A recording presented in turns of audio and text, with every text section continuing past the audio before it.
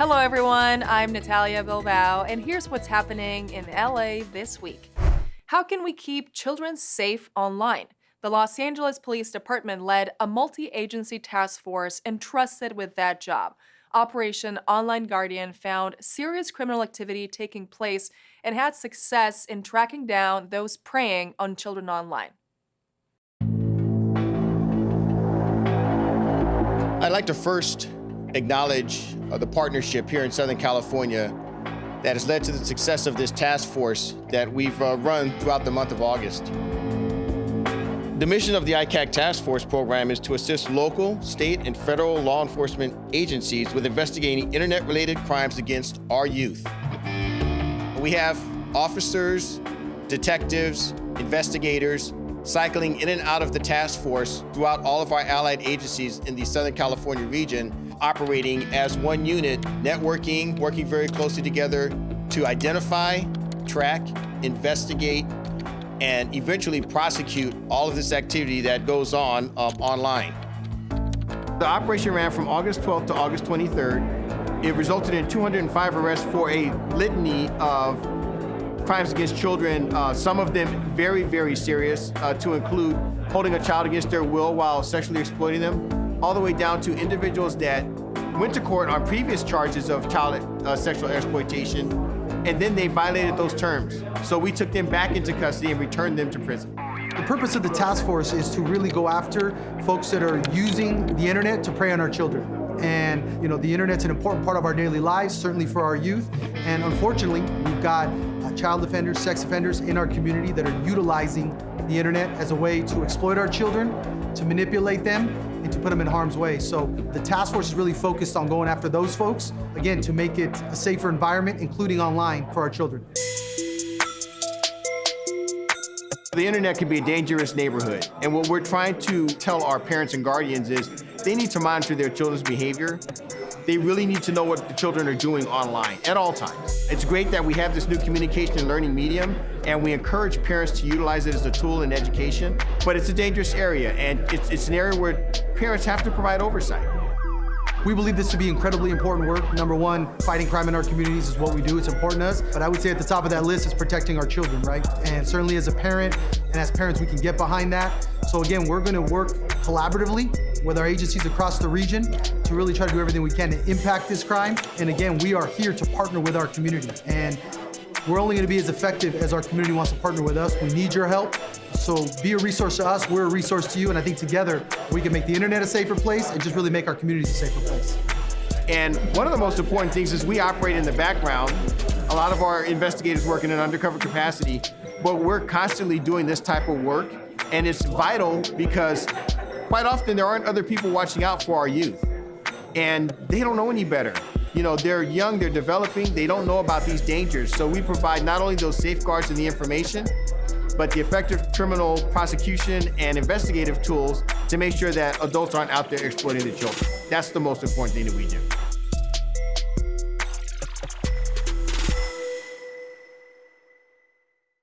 A 10-mile bike ride is now possible along the San Fernando Road. City leaders and community members celebrated the completion of a safe bike path. With its protected pathways and solar-powered lighting, this project will benefit the whole community. 1, 2, 3. At long last, we're cutting the ribbon on the completion of almost 10 miles of continuous protected bike paths here. We are celebrating the final completion of the San Fernando Road bike path, a project that the community has been waiting for. Not only seeing bicyclists enjoy it, but also people who just want a place to walk a long stretch that is safe and clean, and that's exactly what we have here. This is a challenging area for traffic safety because we have the major boulevard of San Fernando, we've got a lot of trucks going through here, and we've got a train track right through the middle. So we've been working very hard for many years to try to improve safety in this area. Safety is very important in our community. We don't really have that many green spaces. So having this bike path, it means connecting with other neighborhoods in a straight path It's very exciting to see people passing by that you never saw before because there was no path to walk through here. So having one is just very good to see that we are truly connecting with other communities.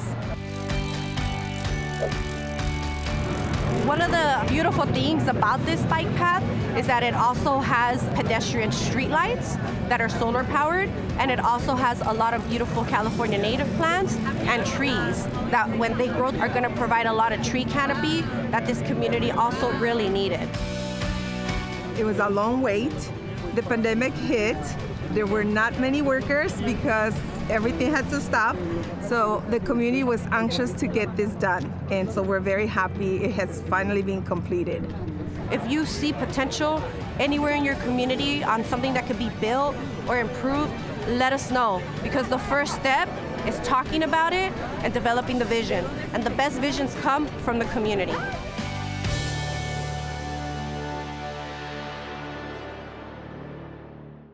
LA's Emergency Operations Center demonstrated how the city would maintain essential functions in the event of an emergency or natural disaster.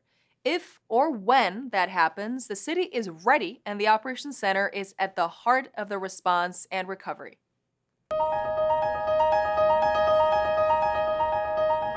We are at the Emergency Operations Center in downtown LA, and in celebration of National Preparedness Month, we've invited city departments and all city employees to come check out the facility, see how it would function in a disaster, receive some preparedness information for their offices and their families so that should an event occur, folks can be ready to respond and be able to come to work. We're showing them the main coordination floor, and then they're visiting different city departments and external partners' booths to understand their different roles in disasters and receive a number of different preparedness messaging items.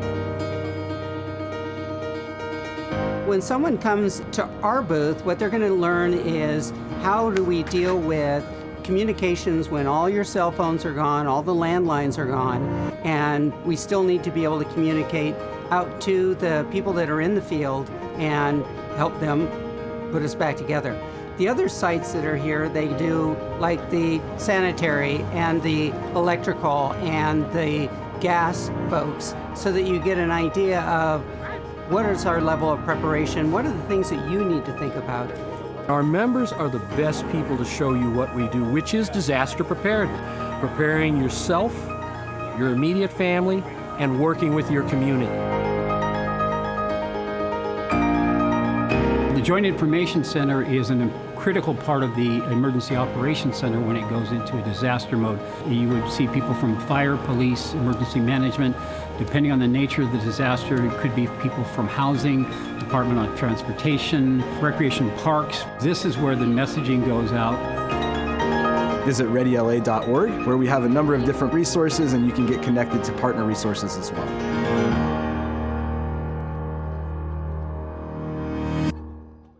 After 23 months at the helm, Council President Paul Krekorian is ruling himself out, stepping down from the leadership role for the remainder of his term. He's credited with restoring order and raising the bar on civil service both in and beyond City Hall. What brings us here today is a celebration of our council president, Paul Krekorian, his service to the city at such a critical time, and what an amazing job he did. It's always sad good things come to an end, and your council presidency is at its sunset at the moment. But we will move forward as a council because of your leadership. Thank you, Paul, for doing all that you've done and doing it in such a professional way and being tenacious about the things that count, being flexible, figuring out how to forge compromises in some very difficult situations. When I think about how we've recovered through COVID, and I personally worked very closely with Paul when he was budget chair. It was really masterful watching you on the budget and how well organized and really how we kind of held it all together during some really difficult times. Those moments are really important to reflect on.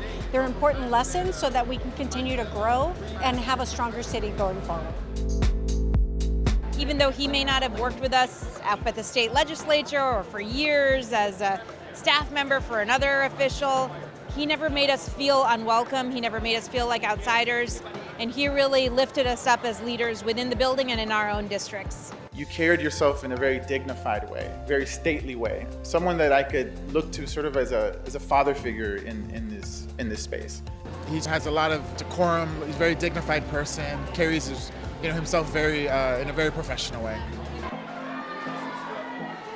So we'd like to start public comment. He came aboard at a time where the city council meetings were a little bit chaotic. And he has been a calming influence on not just the city council, but he's also been a great influence on the city at large. And I think he has given council members the opportunity to shine in their own positions. He's really uplifted all of us. I think you've been a very strong advocate for the San Fernando Valley and a great partner to me since I joined this council. We're going to continue to need you until the last days of your full term, and I'm excited to be able to continue to call you a friend and somebody that I can lean on to really figure out what is going on in our great city. I knew that you would come in a very tough time and what was happening in council chamber, and you were able to navigate that. You were able to get city business done. You helped us get started with our emergency declaration, with Inside Safe, with moving people off the street, building on the work that the council had been doing, and I look forward to see what you will be doing in the future. Thank you, Paul Krekorian, President of the City Council. Thank you very much, Mayor Bass. I believe this city owes you an eternal spirit of gratitude for what you did for this council. And so from the bottom of my heart and on behalf of all my constituents, and I think all of my colleagues on the council, thank you so much, Paul Krekorian. This has been the greatest privilege of a lifetime, and if in any small way I've been able to advance forward the work of city government that we do to serve the people, that is all I could ever ask for in this career. So thank you all very much for making this day very special for me as well.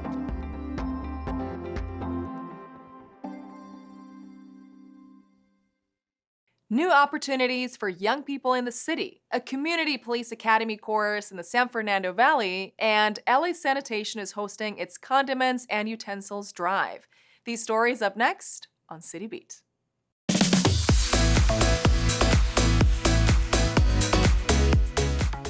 LA City's Earn, Learn, Play initiative, led by the Youth Development Department, connects young Angelinos to programs and services offered by the city.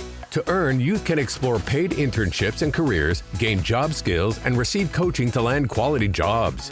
To learn, young Angelinos can engage in civic activities and community service, join youth councils, volunteer, and make their voices heard. To play, youth can take part in sports, visual arts, drama, and music programs to develop their talents. The initiative is in partnership with Mayor Karen Bass, Councilwoman Monica Rodriguez, and the nonprofit GPSN. To learn more about the programs in your area, check out the interactive map at earnlearnplay.lacity.gov.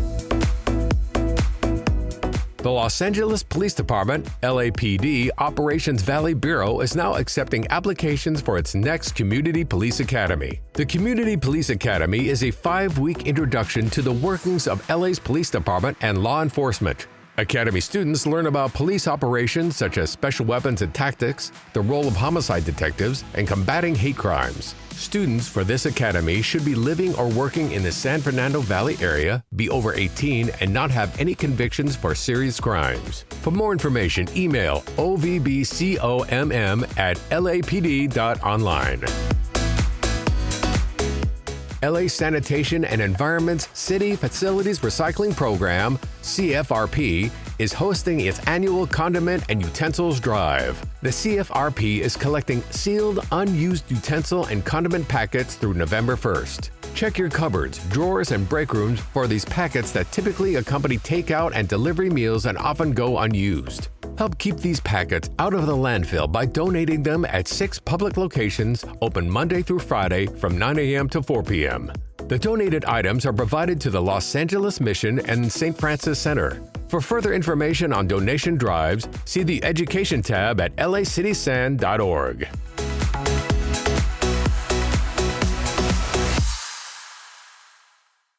Culture, history, legacy, it's all in jazz music, and what better way to celebrate than by bringing community together to enjoy the sounds? The famous Central Avenue Jazz Festival is now in its 29th year. We took a trip to Central Avenue to try to capture the magic of this event. Welcome to the 29th annual Central Avenue Jazz Festival. Well, again, I think the fact that we've been doing this for almost 30 years is really testimony to the legacy and the history of Central Avenue. We're having fun. It's going to be music, information,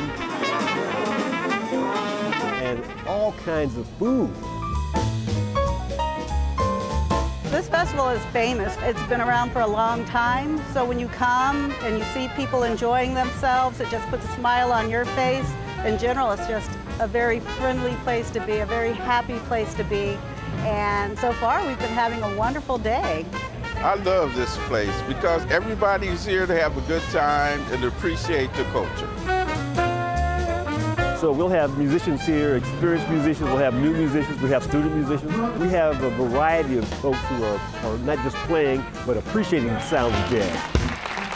I love the music that they bring on stage and watching the performers and saying one day that's gonna be me.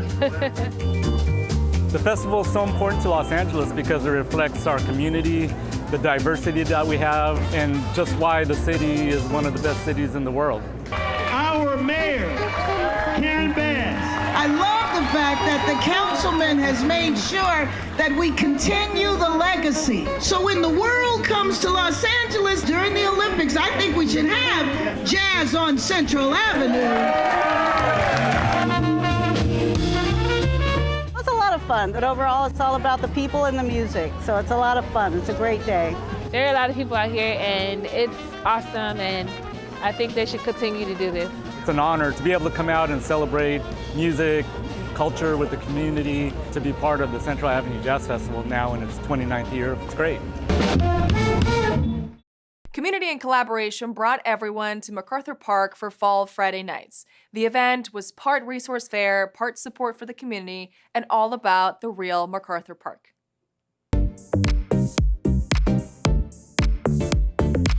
Today we are in the jewel of CD1, which is the MacArthur Park. We are here with many community organizations coming together to provide Fall Friday nights here in MacArthur Park for the community. We really just want to engage with every member of the community, from young children to the elders to everyone in between, and make sure that they're able to get the resources they need, whether it be, some free rides on the bus, a free meal right here. I'm glad that they're coming over here and seeing that there's much more energy than what they think it is.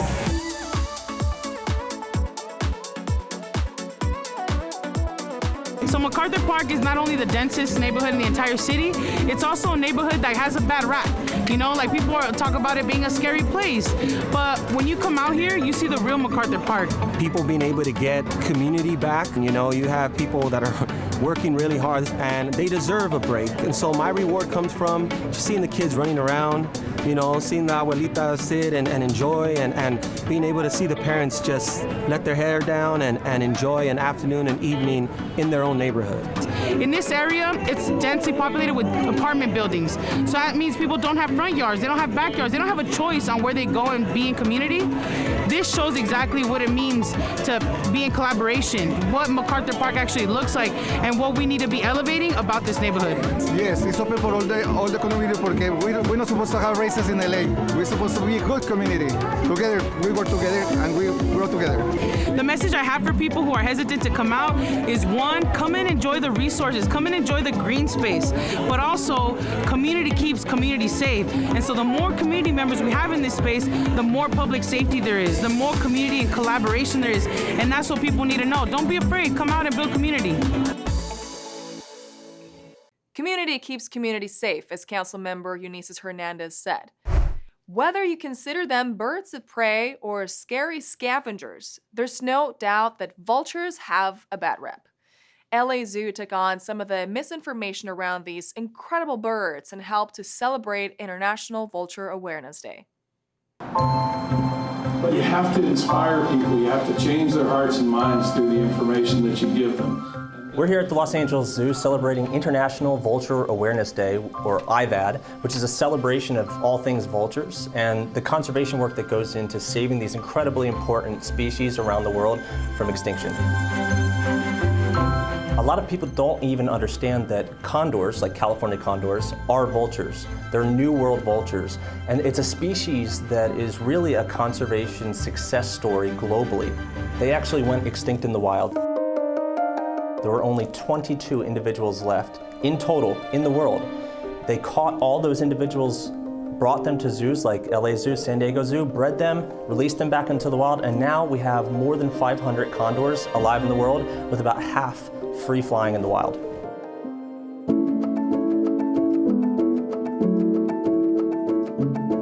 And the resources and the people and the history right here at the Los Angeles Zoo played a critical role in saving that species from extinction. And now we're on the way to recovery in hopes of having a self-sustaining population someday. Tonight we have three amazing speakers. We have Chris Parrish, who's the president and CEO of the Peregrine Fund, and we have two incredible animal keepers who have dedicated their lives here at the Los Angeles Zoo to saving California condors. We're going to be talking about what the threats are to the California condor in particular and other vultures, mostly about what we've done to help save the species and identify those things that the public can do to be part of the recovery process of the California condor. Vultures are really helping the environment by taking care of carcasses that have disease and are allowing other animals to eat them and breed out of control. So vultures really help keep nature in balance. We can do all of the science that we want to, we can do all the research and the studies, but unless we are sharing that in a meaningful way to the masses of people, it's all for naught. This is just an incredible example of the Los Angeles Zoo really being a convener, bringing people together to talk about conservation and the amazing success stories that we can have when we do work together. If you see vultures in the wild, they are harmless. You can take a moment to appreciate them. Take a photo, show your family, teach them something about nature. They're really incredible to see, and you should take a moment to enjoy it.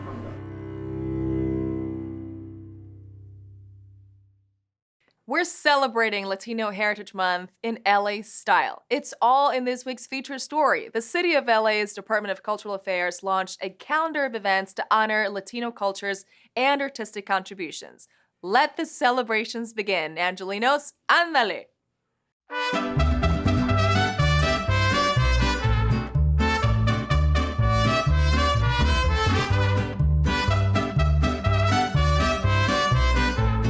Ese lunar que tienes, cielito lindo. Today we are here kicking off Latino Heritage Month at City Hall. We are so excited to be here to celebrate the beauty of Los Angeles artists and the opening of the exhibition in the City Hall Bridge Gallery as well. Que a mí me toca. Mariachi Divas that Cindy Shea has been an amazing group for 25 years now, celebrating our music, winning Grammys, and so we want to make sure that we gave them the recognition they deserve. It means so much to me to have the City of Los Angeles declare today as Mariachi Divas Day, because we have spent 25 years pushing this group, opening doors, going through barriers, not just being women, but being multicultural, especially me. You know, puedo hablar en español también, loving this music, falling in love with this culture, and opening doors for everyone to fall in love with it. Truly representing what Los Angeles is, that's what Mariachi Divas is. And we give that gift through our music. And to be honored and recognized is so beautiful. I would also just encourage folks to come and see the Bridge Gallery exhibition. That'll be up through the end of the month. As the padrino of this year's Latino Heritage Month, I wanted to give it a little bit of my flavor, and so we worked with the Cheech Marin Museum, which is in Riverside, but they brought so many pictures of different Chicano art that celebrate indigenous community, working class, and most importantly, the revolutionary spirit of the Latino community, and so I really encourage folks to come and check it out. Y eso es todo, divas.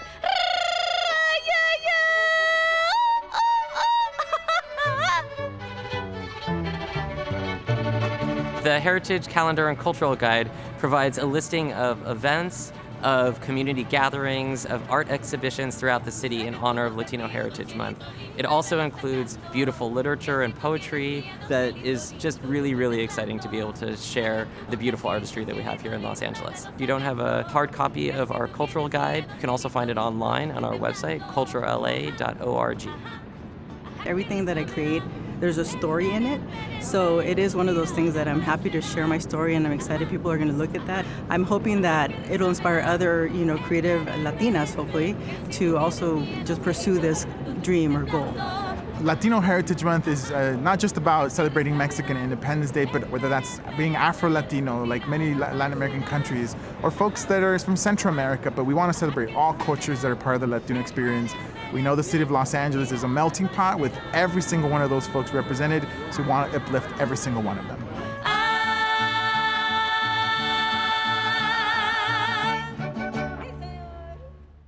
In this week's Things to Do, take part in an urban jungle safari. Head to El Pueblo for Muertos Art Walk and learn about the history of Mexican rebozos.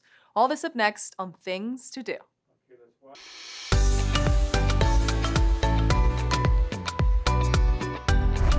Downtown LA hosts an urban jungle safari on Saturday, October 5th. Join City of LA departments at the launch of the 2024 LA BioBlitz Challenge. Uncover the wonders of LA's biodiversity and connect with local conservation efforts. There will be interactive booths, hands-on activities, and a chance to learn from environmental experts Leela Higgins and Crystal Hickman.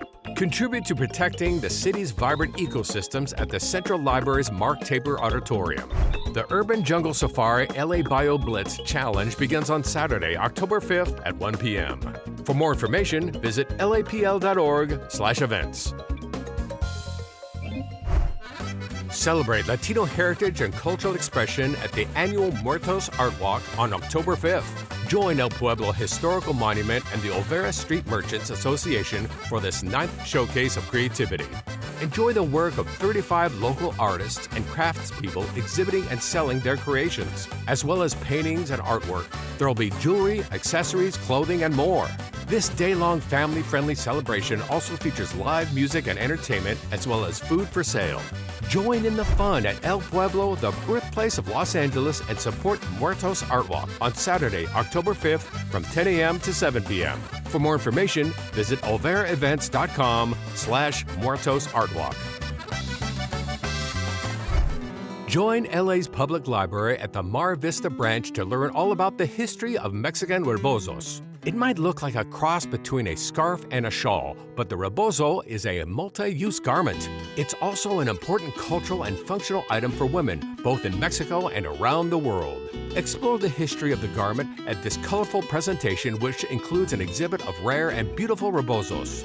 There will be a fashion show and a hands-on demonstration of how to wear the rebozo in many different ways. Head to Mar Vista Branch Library for History of Mexican Rebozos on Saturday, October 5th at 2 p.m. For more information, visit lapl.org/events. And that's a look at some things to do.